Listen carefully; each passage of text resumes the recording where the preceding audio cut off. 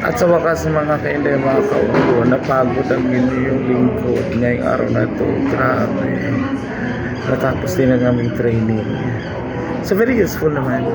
At talaga namang magagamit ito sa aming araw-araw na pagtuturo. So in a few minutes, kasi tapos na nga kami, hinihintay ko lang itong mga kasamahan ko tapos sa evaluation. Basta sa evaluation para dito. So, a few minutes, dalarga na rin kami pa. Pero nakakapagod, nakaka-drain ako. Thank you for watching. So, ayan na nga guys.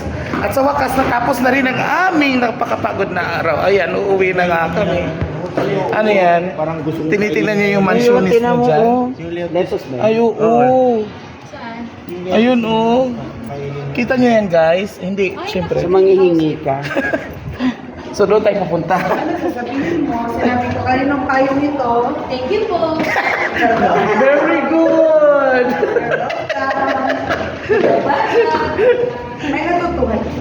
Marami kaya kami natutunan. Kayo kayong dalawa meron? Meron pala. Nakapag-upload kami ng picture. May ayos lang yung profile. Oo, ako din. Nakapag-vlog pa ako. Okay guys, so uwi na kami. Bye-bye.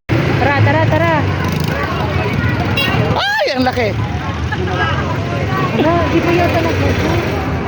Ayan po, nag-aabang na kami ngayon ng jeep. Una na sila. Kasama ng aming napakayaman na teacher. Milyonary. Ito yung ating ano. Ano yan? Diyan ako po ng police clearance. Ay, dito na? Oo. Eh, health center yan, ba nandiyan police? Sige na. Ah, okay. Dito?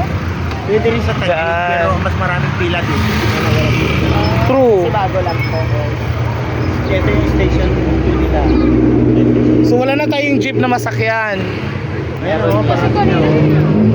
Hinahanap yung pala nag-antay yung ano. Kaya may malalaway kasama kami. Yung ano, paano. Ano, recorded ka? Ilang years ka dito, sir? Ayan na, ay kasi po na. Ay, bakit po? Ay, meron pa.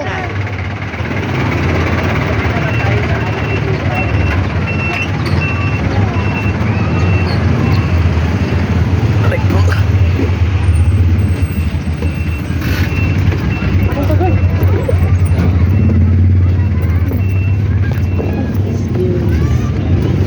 My God.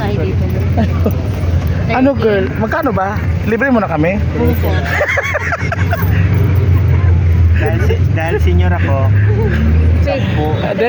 Sir, dahil senior ka, ikaw mamasahe sa amin. Isa lang i-discount nila.